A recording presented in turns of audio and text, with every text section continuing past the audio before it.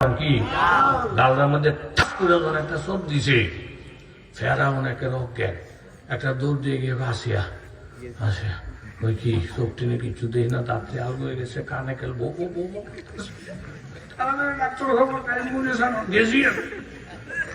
পিছে ও যে ছোট হুজুরা লেগে গেছে আঙ্গ বিরুদ্ধে হুজুরে লেগে গেছে এই হুজুরে এই ছোট হুজুরে আমার সব দিছে আসে কামড়ে তোমার বুঝা বেড়া এর দূরা ফলাফলের আতফা সারাদিন বুঝা মানুষের শরীর লাগে তো কি দিয়ে সব দিছে আট দিয়ে তো আটটা নাইলে আমার গাল্লা তো লাগছে এরকম বুঝা বেড়া এর দূরা ফলাফলের থাপড়ে কি হয় আপনি কি মানুষ না মানুষের জাতো না এসব কথা শুনলে আপনার মান সম্মান থাকতো না দেখে বলে আসিয়া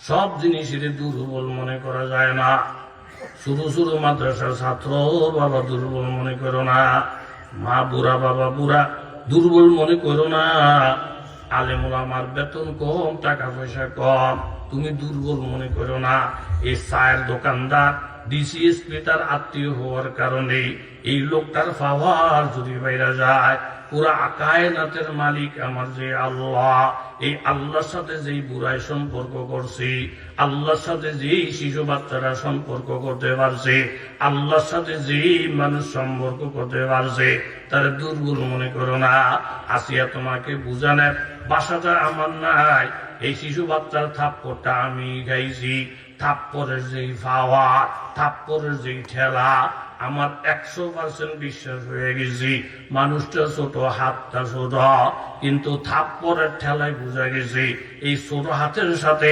এমন বড় একটা হাত লাগে রয়েছি যেটার ঠেলা সহ্য করার ক্ষমতা পৃথিবীর কারণ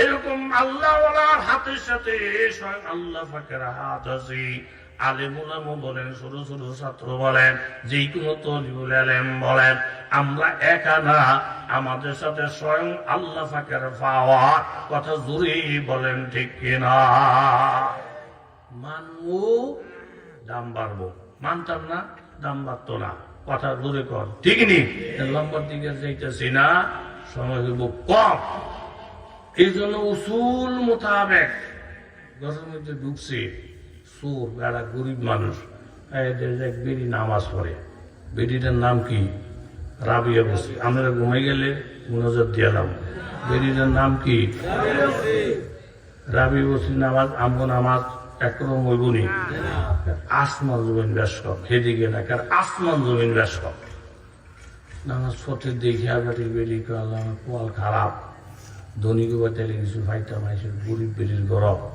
হাতে বদর বদর বদর বদর কইরা জায়গা রাবি মুসিমটার বেশি একটা লোক আমার ঘরে আসছিল খালি হাতে যায় তো নুনে হাত উঠেছে উপরে উপরে কি আল্লাহ তোমার একটা বন্ধু আমার দরজা আইসা খালি হাতে চলে যায় ও সরম লাগতেছে আমার কাছে আমিও ঘুমাই না হ্যাঁ ঘুমাই না আমি এক দরজা হ্যাঁ আরেক দরজা আমি তোমার কাছে হ্যাঁ আমার কাছে আমি না ফেলে আমার মন খারাপ হ্যাঁ না ফেলে হেরো তো মন খারাপ আল্লাহ আপনার তৌফিক দেন ওনারা যেন কিছু দিতে পারি আল্লাহ ওনাদের কাছে গিয়া লেমু চুই আইয়ে না কে কিছু না কিছু ফাট কথা জুড়ে বলেন ঠিক কিনা ডাক দিছে বাবা দূরে গিয়ে না থাকলে শোনো কি দেমু কি পাইবা আমার উজু করার একটা বদনা আছে হুজি তুমি এটা লয়ে যাও খালি হতে গেলে আমার তো শরম লাগে এই হলো ব্যবহার সুরের কলিয়াটা ঠান্ডা হয়ে গেছে কি যে আমি একটা গুণাগার মানুষ আমার উনি ফিরে সবাই দিলেও পারত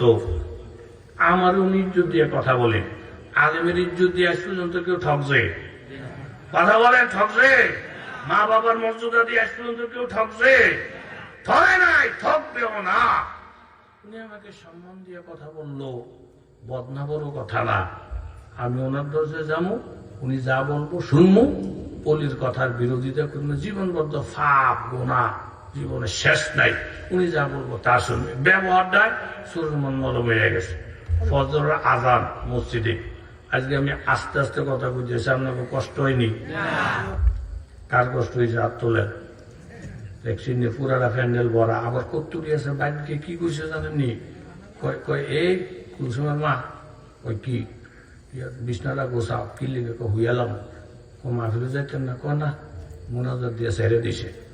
বেটি তো চাটা মানে খাওয়া ঠিক তোর বা একটা আখিরি মোনাজাত দিয়ে আইছে।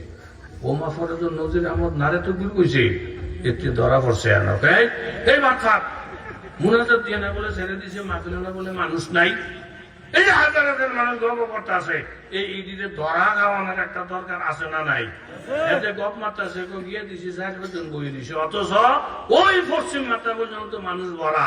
এটা মিথ্যা বলতেছে, এটা প্রমাণ করেন। নারায় তাকবীর, নারায় তাকবীর। মসজিদে আজান দিছে,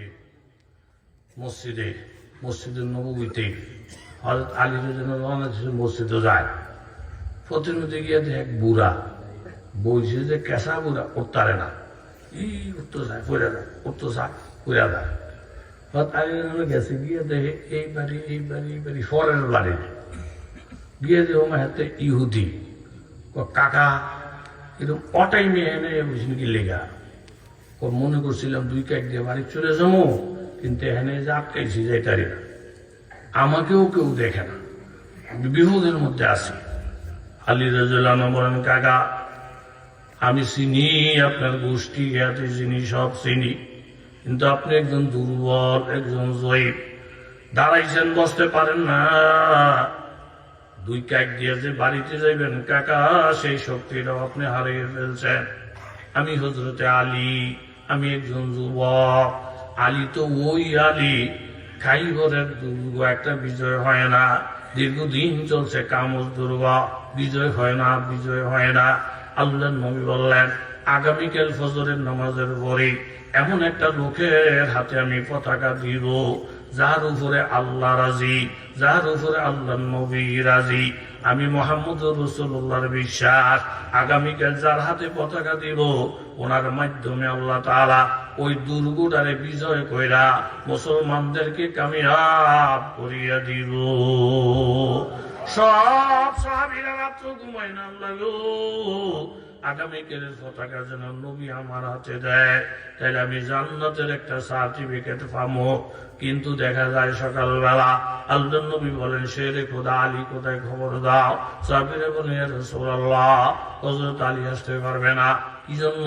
ওর চোখের মধ্যে ব্যথা, তীরের আঘাতে উনি কাতরাইতেছে, একবারে চোখ যায় যায় বাপ, ব্যথায় অস্থির। আল্লাহর নবী বললেন, যত ব্যথা হোক, যত অসুস্থতা হোক, আলীকে আমার সালাম বানাও। আমি আপনাদের কাছে জানতে চাই, সাহাবীরা যদি নবীর খবর পায়, অসুখ না সুস্থ দেখার টাইম নাই, বলতে দেরি, তারা উড়াল দিয়ে আসতে দেরি করে না। জোরে বলেন ঠিক কিনা? আইসা হাজির হওয়ার পরে নবী জানছেন যে চোখের মধ্যে সমস্যা। এই জবান মোবারক থেকে সামান্য থুতু মোবারক চোখটার মধ্যে লাগাইছে। নবীজির থুতু বলেন কি, থুতু মোবারক। নবীজির থুতু আমগো থুতু একনি, কথা বলেন একনি। বুড়া বুড়া কাফের গুলা, ছোট ছোট যুবক করে বাচ্চারা, তোরা কইছিলি কি আরে মোহাম্মদ হেন্দে গেলাম করে ডাকলি না, ওরা ফিডা দিতাম, মাঠ দিতাম। কোনা না কাকা, আমরা তো যাইতে দেখি নাই, আমরা দেখছেন নি, না আমরা উল্টাম করে ধমকা। আপনি কেমনি বুঝছেন মোহাম্মদ এই দিক দিয়ে গেছে? পুরান পুরান কাফেরেরা বলে, লাতুজ্জার কসম খাইয়া বলতেছি রে, দীর্ঘদিন পর্যন্ত মোহাম্মদের সঙ্গে চলছি, মোহাম্মদ যদি কোন রাস্তা দিয়ে শুধু হাইটাও যায়, লাতুজ্জার কসম অনেক দিন পর্যন্ত ওই এলাকাটার মধ্যে শুধু মেশকম্বরের ঘেরান শুধু ছড়াইতে থাকি। ইমাম আসিম রহমতুল্লাহ আলাইহি এরকম মসজিদে নববীতে কোরআন তেলাওয়াত করলে বাবা, পুরা মুসল্লিরা জ্ঞানে মুখরিত হয়ে যাইত। আইসা বিরক্ত করতেন, আসেম হুজুর আপনি কোন আতর দেন, আপনি কোন কোম্পানির আতর ব্যবহার করেন, পুরাটা মসজিদ মুখরিত লাগে। উনি বলে না, বলে না, বলে না। বারবার বিরক্ত করার পরই ইমাম আসিম রহমতুল্লাহ আলাইহি বলে, আমি আল্লাহর নবীর রওজার পাশে বসে বসে প্রতিদিন কোরআন তেলাওয়াত করি, আমার মধ্যে রওজার মধ্যে মাঝখানে আর কোনো হায়াল থাকে না। এটা আমার জীবনের আমল। আমার নবীর দরবারে, আমার নবীর রওজার পাশে বসে বসে যখন তেলাওয়াত করি, হঠাৎ করে তেলাওয়াত করতে করতে আমার একদিন ঘুম আইসা গেছে, চোখ লেগে গেছে। ঘুমটা আসার সাথে সাথে দেখি আল্লাহর নবী মুহাম্মদুর রাসূলুল্লাহ হাজির হয়ে গেছি। গাছে দুরম বজসনানি ফেরাকাত, গাছে দুরম বজসনানি ফেরাকাত, দমদম্বর বরুহানি মুলাকাত, মা আগার কাল্লা সকার দিওয়ানাই, বসতে আসা কিউ আপাই মানাই। আমার চোখটা লাগার সাথে সাথে যখন নবীজি হাজির, নবী এসে বলতেছেন, ও আছে যে জিহ্বাটা দিয়া মাবুদের কোরআন তেলাওয়াত করা, মাখরাজ সিফত বড় সুন্দর করে আদায় করা, তোমার তেলাওয়াত শুনলে আমি নবীর কলিজা ঠান্ডা হয়ে যায়, তোমার তেলাওয়াত শুনলে আমার কলিজা ঠান্ডা হয়ে যায়। যে জিহ্বাটা দিয়া আমার মাবুদের কোরআনকে তো সুন্দর করে পড়া, এই জিহ্বাটাকে একটু সামনে বাড়াইয়া দাও। আমি রসুলের মন চাই এই কোরআন তেলাওয়াতকারী জিহ্বাটার মধ্যে যেন আমি মুহাম্মদুর রাসূলুল্লাহ সুমা খাইতে চাই। জিহ্বাটা বাহির করার সাথে সাথে আমার নবী যখন জিহ্বা মুবারকের মধ্যে সুমা খাইলেন, কে নবী চলে গেলেন, আমার ঘুম ভেঙে যায়। এরপরে থেকে আমি শতবার দেখতেছি যখন আমি কোরআন তেলাওয়াত করি, জিহ্বার মধ্যে গেরান ভাই, ঠোঁটের মধ্যে গেরান ভাই, দাঁতের শিবার মধ্যে গেরান ভাই। এটা একমাত্র নবী মুহাম্মদুর রাসূলুল্লাহ সুমার বরকতে গেরান পাইতেছি। জুড়ে বলেন সুবহানাল্লাহ। আরে আমার কাছে গড়ি টড়ি নাই, না না, আর আপনি আল্লাহ আল্লাহ কাথা দা এদিকে যেতাম না। তো নবী সাল্লাম এনে চোখটার মধ্যে কি লাগাইছে, তোমার এক কথা ধরে কন লাগাইছ, তাহলে যেন হুজুর এখন আমার চোখের মধ্যে আর কোনো ব্যথা নাই, চোখের পাওয়ারের মধ্যেও কোনো সমস্যা নাই। এটা একমাত্র নবীর থুতুর মোবারকের বরকতে। যাও এই যে পতাকা দিলাম, যাও। হযরত আলী রাদিয়াল্লাহু আনহু আমার নবীর দোয়া লইলেন, থুতু মোবারকের বরকত লইলেন।